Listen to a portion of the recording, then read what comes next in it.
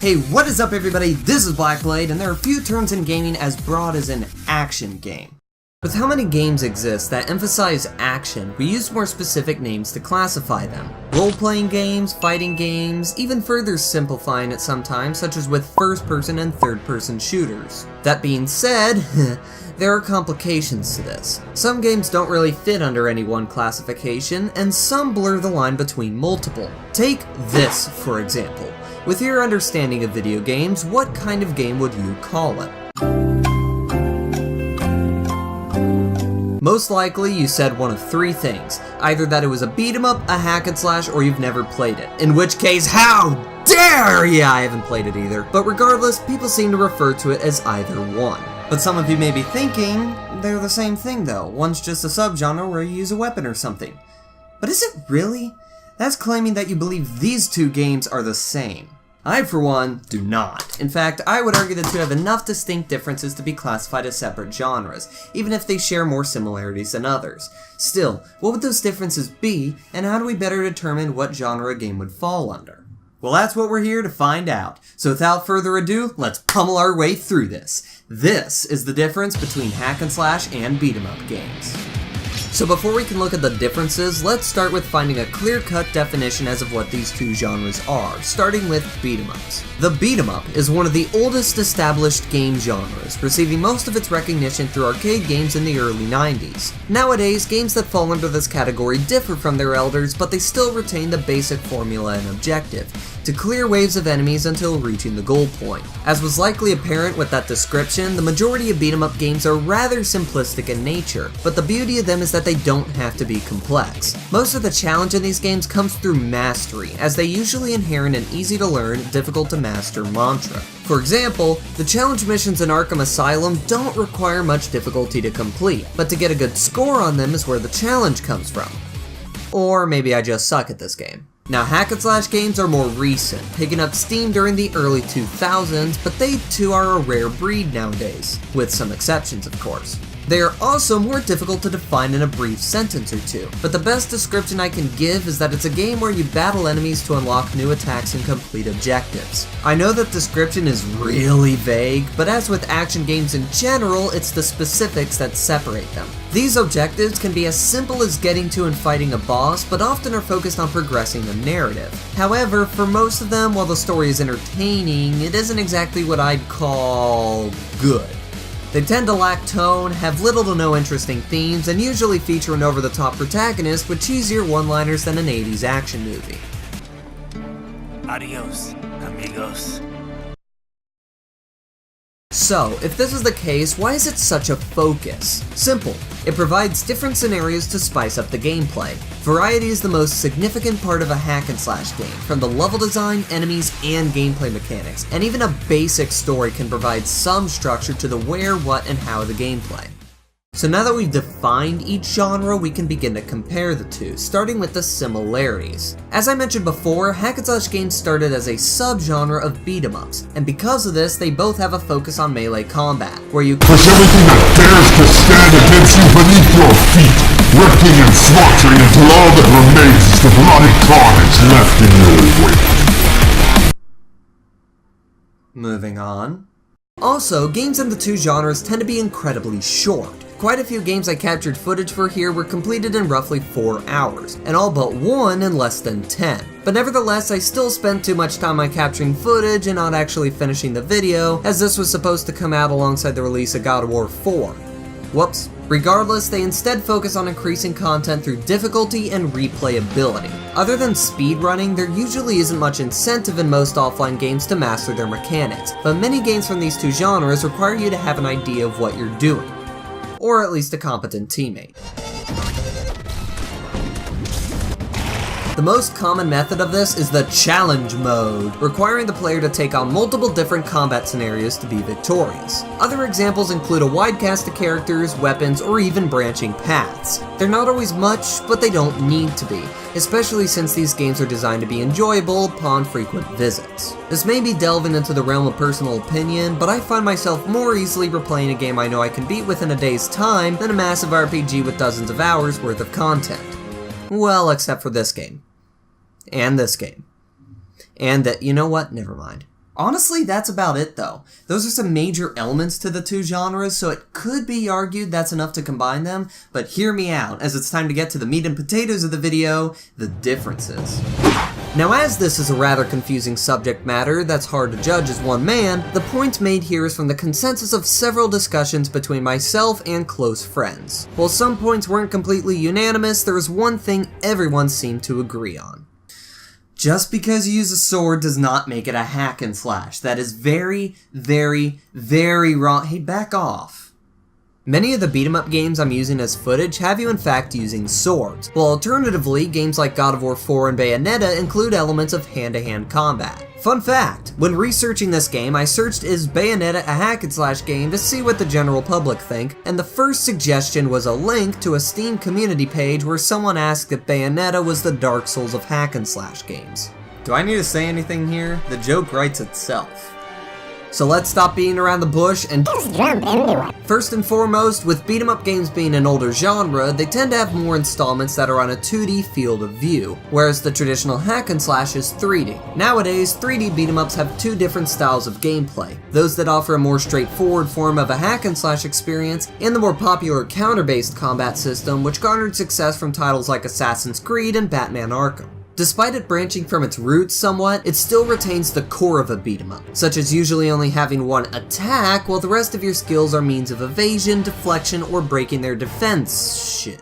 And the other damaging moves being grapples or special attacks, usually to instantly take down an enemy, or just deal a massive amount of damage. On the contrary, hack and slash games have an extremely heavy reliance on more aggressive playstyles. One great example of this is Metal Gear Rising, where even the dodge ability is an attack. And yes, it is difficult to get used to. Now the biggest difference between the two, as you may have noticed, is the focus on simplicity and variety. For example, a beat 'em up will provide you with most of your abilities from the get-go and streamline the experience more so that you're constantly engaged in the action, so long as you're not doing donuts or something. Hack and slash games instead use their less linear game design to their advantage, emphasizing different level scenarios and a surplus of attack combos that are more useful in certain locations. It is no secret that the combat is more complex in hack and slash games, but you know what makes the simplistic combat of its competitor more interesting? Playing with a friend. Yeah, you knew it was coming, but one of the strongest pros to beat 'em up games is how the majority of them are co-op, other than all the ones following the Batman Arkham success train. It also seems as if many of these games are intended to be played with a friend. The only reason I got as much footage of Streets of Rage for this video as I did was because I got a game over after the 3rd level, and yet my dad, this guy, managed to make it to level 6. I mean, he somehow got access to continues that I never did, despite neither of us tampering with the settings or anything in the slightest, but he was going pretty far until he handed the controller to me again, and I whiffed it. Aside from gameplay advantages, any game is made that much more fun when you can play it with a friend. So what's the excuse for hack and slash games? Easy. Buffing you up to ridiculous levels and matching you against something nobody else could handle, 'cause you're top of the world! Boss fights are hands down one of my favorite parts of any game, and hack and slash games have insanely good boss battles. They're climactic, intense, adrenaline-pumping tests of skill that are incredibly satisfying to fight. I'm sorry, but I can't justify it through words alone. Just look at this! You challenge me, mortal? A god of Olympus?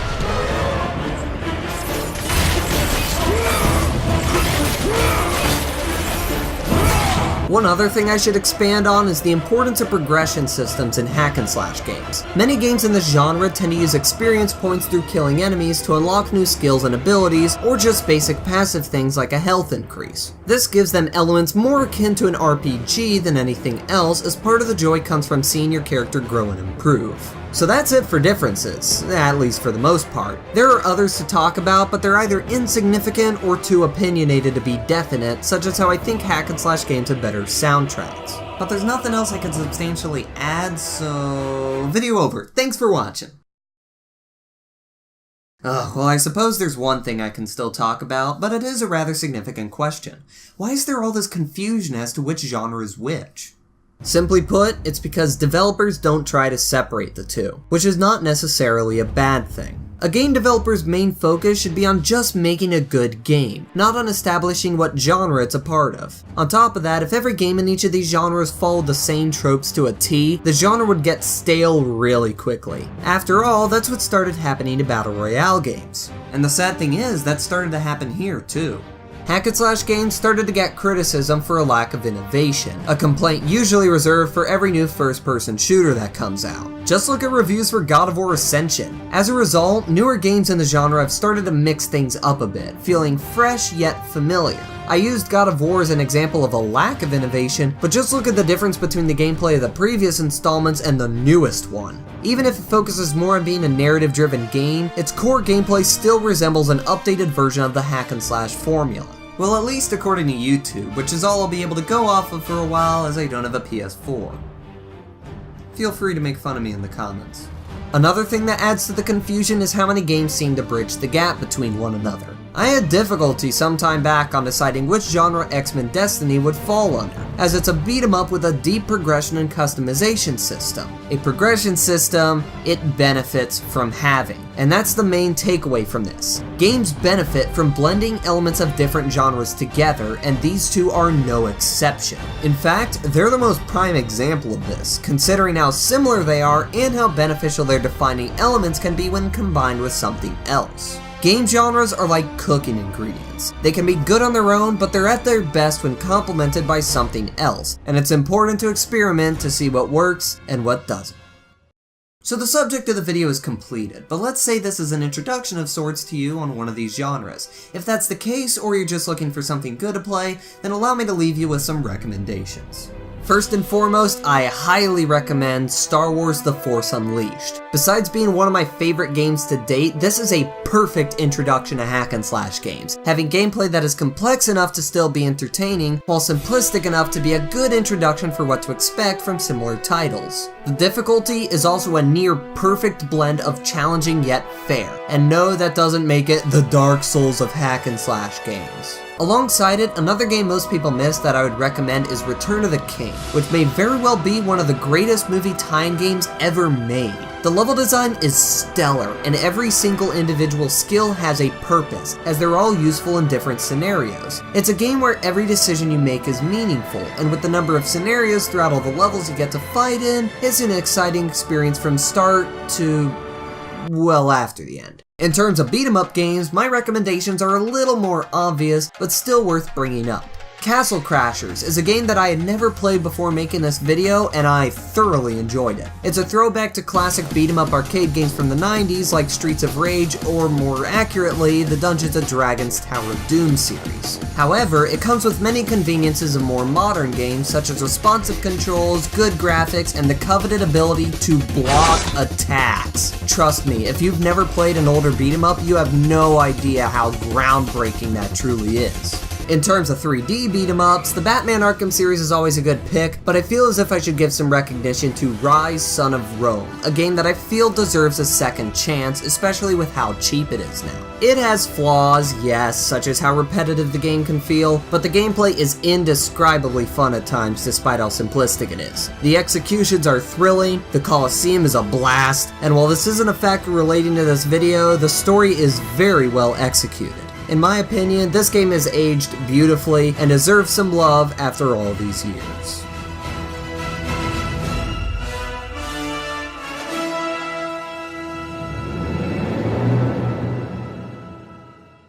So in conclusion, beat 'em up and hack and slash games are more like close friends than from the same tree.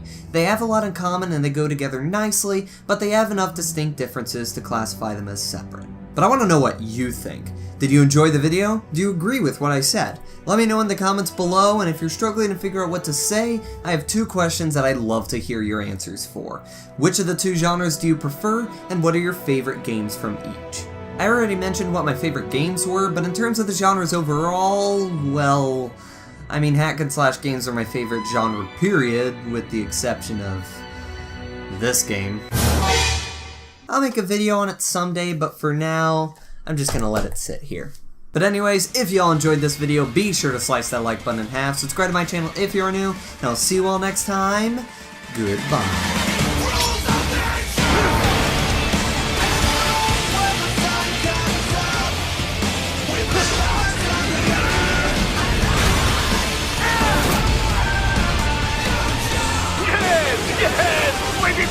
open!